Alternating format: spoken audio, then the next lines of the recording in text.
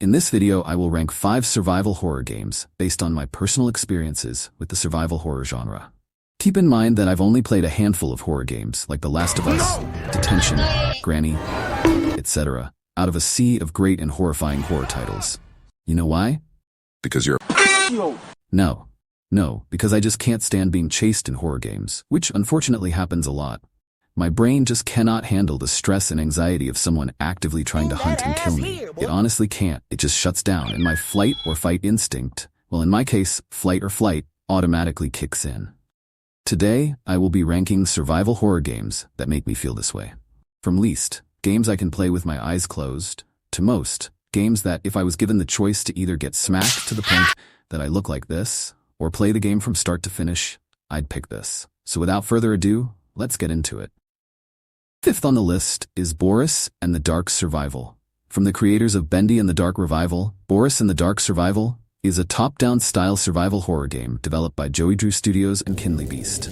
It was released on the 27th of January 2020 on Windows, Mac operating systems, Android, and iOS. It was well received by its audience and scored an impressively shocking 9/10 on Steam and Softonic, and a 7/10 on IMDb. To be honest, when I came across Boris and the Dark Survival, I was actually searching for Bendy and the Ink Machine on Play Store, which is when I discovered that it, unfortunately, came with a price tag. Now, the problem with Boris and the Dark Survival is that it's not scary, at least for me. In fact, it feels more like a hide-and-seek simulator disguised as a survival horror game. When you start the game, you play as Boris, a wolf that scavenges for supplies to survive. Your job as the player is to find and collect all the supplies from different floors and store them in a supply box. There are also collectibles, like teas and music tracks to collect as you play. You have to do all this while running, avoiding the Ink Demon, a lanky demon made out of ink that hunts you down for dinner. I'm still in the middle of playing it, so there's possibly more to the story, but so far, it's kinda boring in my opinion. That's why it's last on my list. I recently found out that Joey Drew Studios is actually working on a new Bendy game called Bendy Lone Wolf. It was recently announced, and it's scheduled to release in 2025. However, Boris and the Dark Survival will be discontinued. The studio is overhauling and rebranding the game to build and expand on the foundation of Boris and the Dark Survival. When will it be discontinued? I don't know, but if you want to experience Boris and the Dark Survival for yourself before it fades out of existence, do so quickly while it's still possible. It's free on Play Store and costs the price of a kid's menu burger on Steam. If this message pops up on Play Store, then use this site to download it. Coming in at number 3 is Granny. It's a popular first-person survival game developed by Dennis Volkanovich, otherwise known as Developer.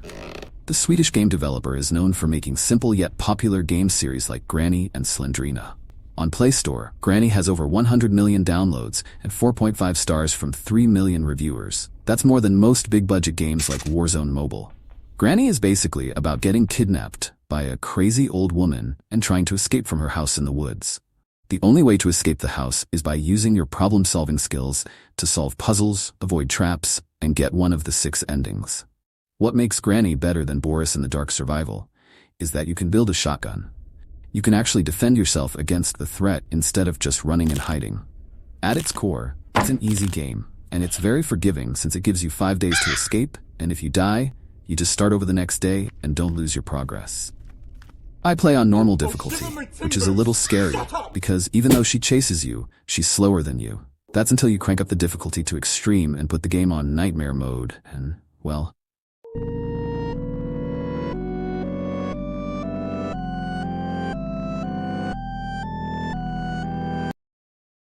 yeah, I'm not playing that. Next up is The Last of Us Remastered, one of my favorite games of all time. It was developed by Naughty Dog, the creators of fan favorites classics like the Uncharted and Crash Bandicoot games for the PlayStation 3 console, and it was loved by men in the survival horror genre. Then in 2014, it got remastered and launched alongside the F-16 fighter jet, which is the console I played it on. It went on to win many game awards and got almost perfect review scores from game review sources like IGN and Metacritic. This game has the most creepy atmosphere and compelling story I've ever experienced in a survival horror game, not to mention great graphics, especially in the PS5 remake, and satisfyingly brutal gameplay. Don't get me started on the OSTs. The soundtracks made for this game are S tier. They sell the feelings of dread and loneliness of a post-apocalyptic setting extremely well. I'd honestly recommend you give these a listen, especially on rainy days. The Last of Us is centered around two protagonists, Joel and Ellie. They're survivors of the cordyceps, an epidemic virus that hijacks people's brains and turns them into mindless zombies called infected. It's actually based on a real-life fungal infection that grows on ants. The cordyceps can be transferred in two ways, through a strategically placed hickey from an infected person or inhaling fart dust, spores, left behind by dead infected in abandoned zones. If you're unlucky enough to get bitten, you'd have only a few hours to happily scroll through TikTok for the last time and enjoy some of your favorite tunes on Spotify, or say goodbye to your loved ones, whatever floats your boat. Before you're reduced to a mere shadow of your former self and turned into the stuff of nightmares, infected.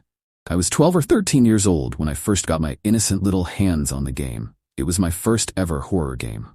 Now that I think about it, wasn't that game rated 16 plus or 18 plus? Crazy how parents don't bother checking the ratings. The point is, I was not ready for the amount of shit I was in for.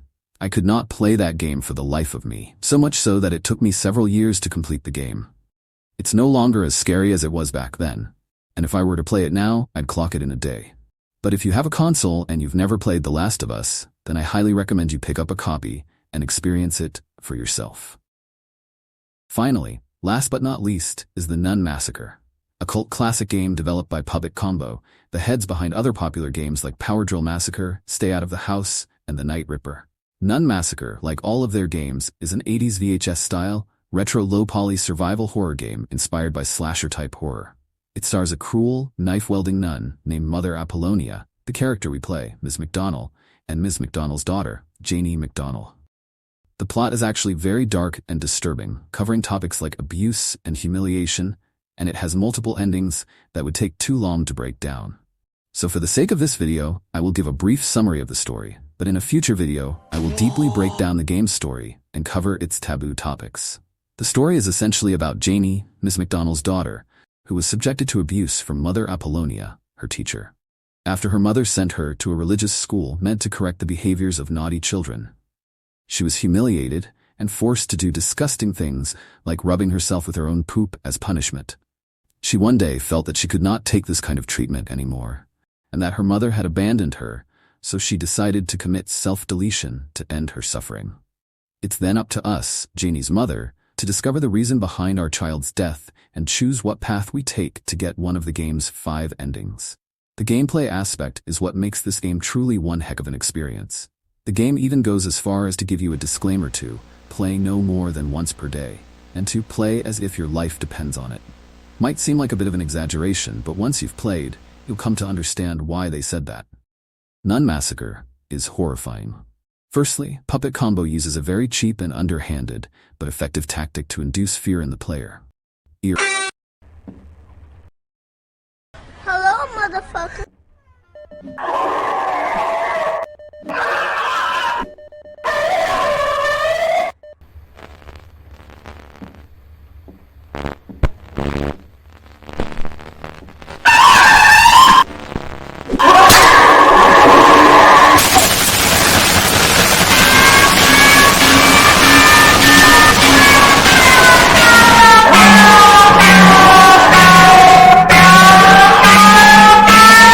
As soon as those bells go off, you get overwhelmed and confused. You start panicking and get lost. You feel like deleting the game and throwing your PC or phone away. You get hit with every unpleasant emotion all at once. The game doesn't even pause when you enter the pause menu. It just continues in the background and gives the nun the perfect chance to catch you with your pants below your ankles and deliver devastating blows. What makes things worse is that the inventory system only allows you to carry 3 items at a time. So you'll constantly find yourself going back and forth trying to find an item that you dropped for another, and possibly run in Mother Apollonia. It's truly a challenging game, and it doesn't hold your hand at any point, so you're always on your own. The devs do, however, throw the player a bone by placing a gun in one of the hidden areas, and if you shoot the nun with it, she away, giving you more time to search the area. Nun Massacre is a game I'd recommend any slasher horror fan to try out, and I recommend you who is still watching to try it out for yourself. Leave a comment about what you think about this video in the comment section. And with that being said, thanks for watching. Ciao.